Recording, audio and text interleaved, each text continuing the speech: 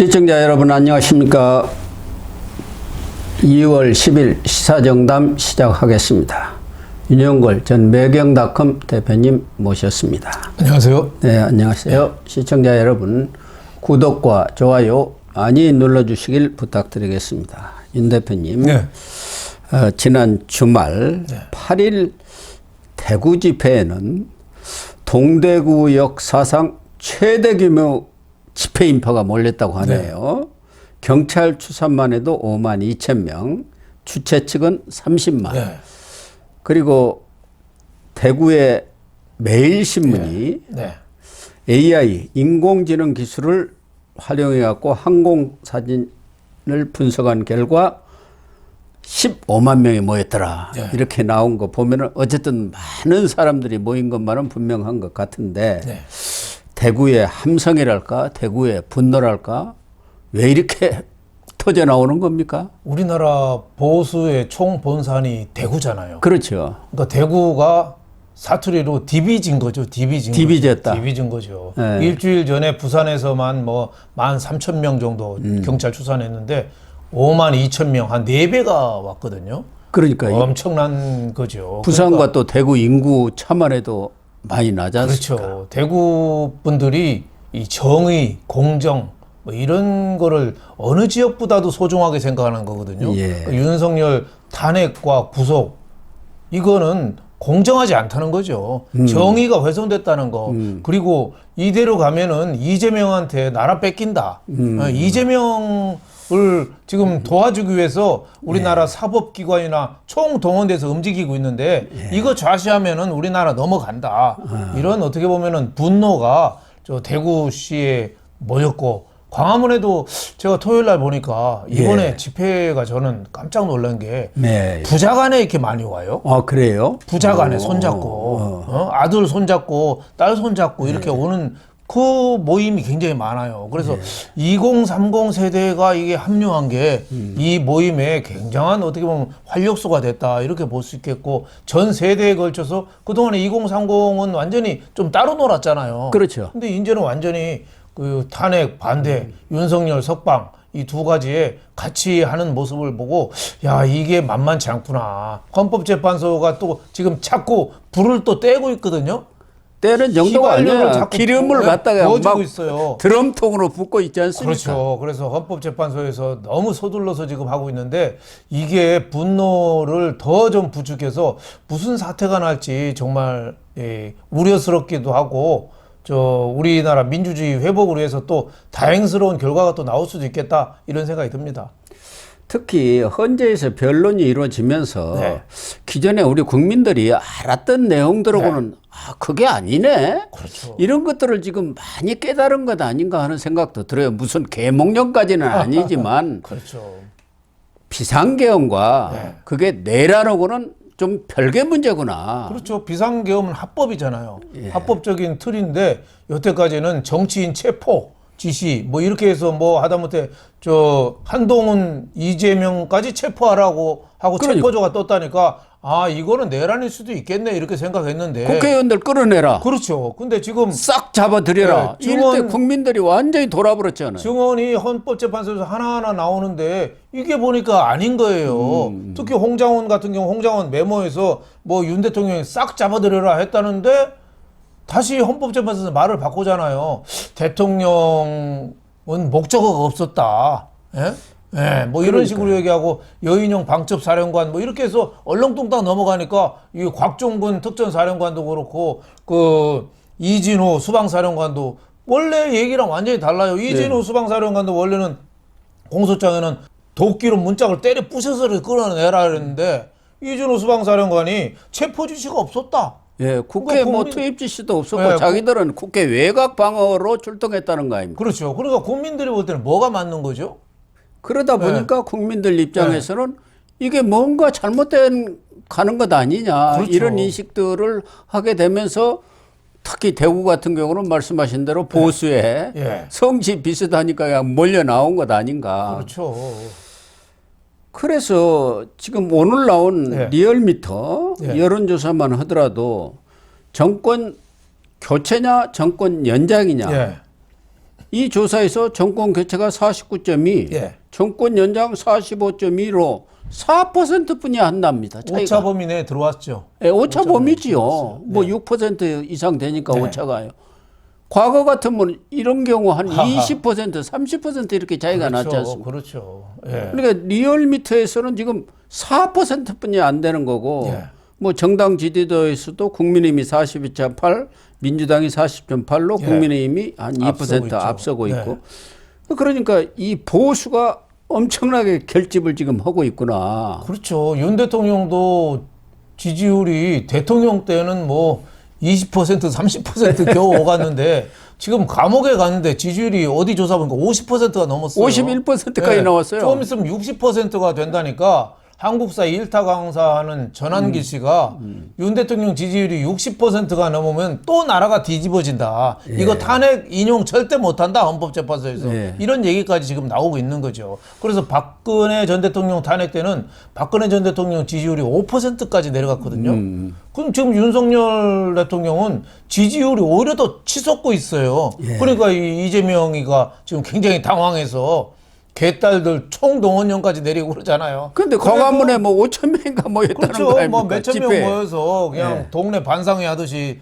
떠들 정도로 동력이 떨어진 거고 지금 탄핵 반대 집회는 아주 그냥 온 나라가 들썩거릴 정도로 큰 거죠. 그만큼 이 사법기관, 공수처, 검찰, 경찰, 헌법재판소가 총동원돼서 민주당하고 손잡고 윤 대통령을 어디 잡범 취급하시 감옥에다 집어넣고 헌법재판소에서 무리하게 쫓아내려고 막 서두르는 거 이게 국민의 분노를 촉발된 거죠. 그래서 저는 발을 정자라고 봐요. 이유가 발을 정자 정의 예? 여기에 대한 목마름, 여기에 대한 불안감 이게 거리로 쏟아져 나오게 한 원인이다 이렇게 보고 있습니다.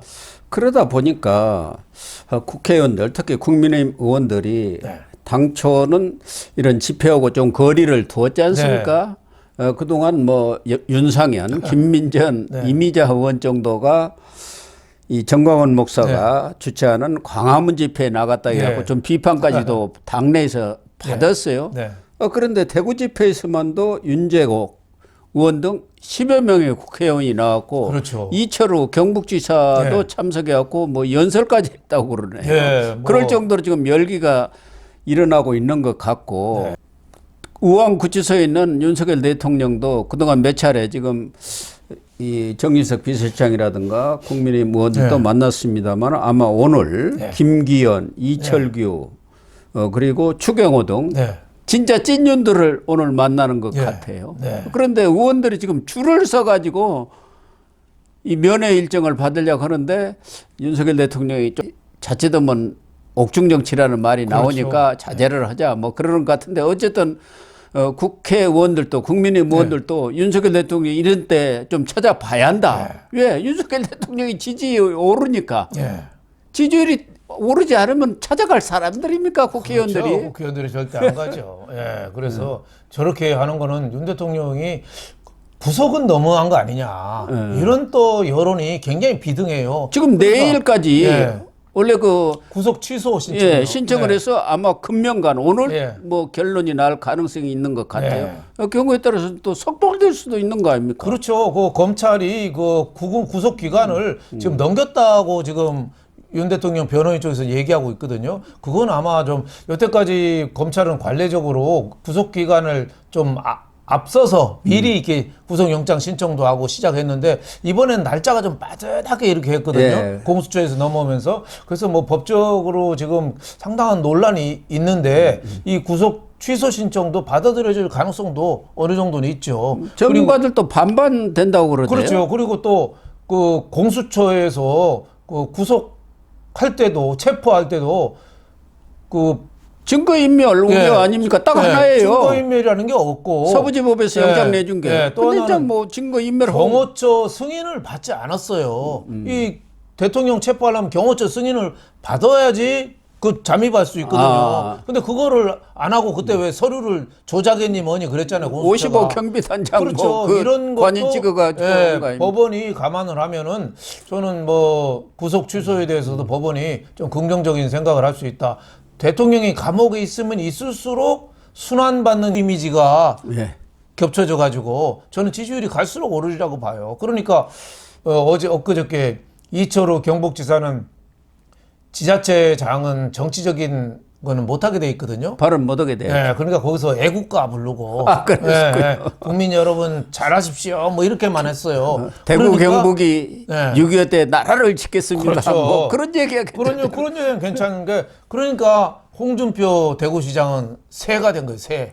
네, 그 사람도 갔어야 되는데 가고 싶은데 못 갔다고. 지자체장은 뭐 정치 발언을 못한다 핑계 된 거죠. 정치적 판단을 못한 거예요. 지난번에도 집회 있고 여러 가지 있을 때도 저 미국 트럼프 취임식 가서 취임식장에도 못 가고 춥다고 호텔에서 텔레비 보고 왔잖아요. 그러니까 홍준표 시장이 요새 약간 정치적인 감각이 좀 떨어지는 것 같아요. 근데 홍준표 시장은 대선에 나올 예정으로 있기 때문에 만약 거기 참여를 했다가는 선거법 위반 그렇죠. 또 시비가 붙을 수 있으니까 SNS에다 글만 올렸는데 어쨌든 이번에 대구에서 집회를 주도한 이른바 소년보 목사 측이죠? 예.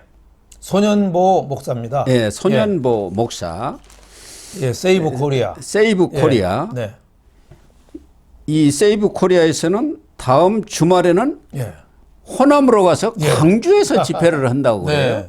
네. 그래가지고 지금 이 탄핵 반대 집회를 어떻게 보면은 개신교계가 주도를 하고 있는데 그것도 하나는 광화문파고 광화문은 뭐 잘 아는 대로 정가원 목사 사랑제일교회 그쪽에서 주도를 하고 있고 이 소년보 목사 부산에 있는 세계력교회 담임 목사 아닙니까?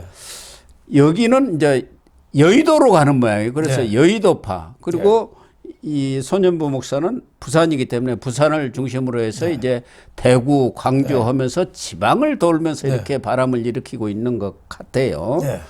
또 한 축이 이 청년 탄핵 반대 세력. 뭐 이쪽이 또 있고 그래갖고 보수 측에서도 한 서너 개 갈래의 집회가 이루어지고 있는 것 같은데 아무튼 이 집회들이 3월 1일 날 대금으로 뭐 정광훈 목사는 1,000만이 모여야 한다. 그래야 뒤집어진다. 뭐 이렇게 얘기를 하고 있는데 지난해 10월에도 이 소년보 목사 주최로 전국 교회 연합 예배로 200만 명, 그 어마어마한 그 시청 앞 대규모 연합 예배를 했지 않습니까?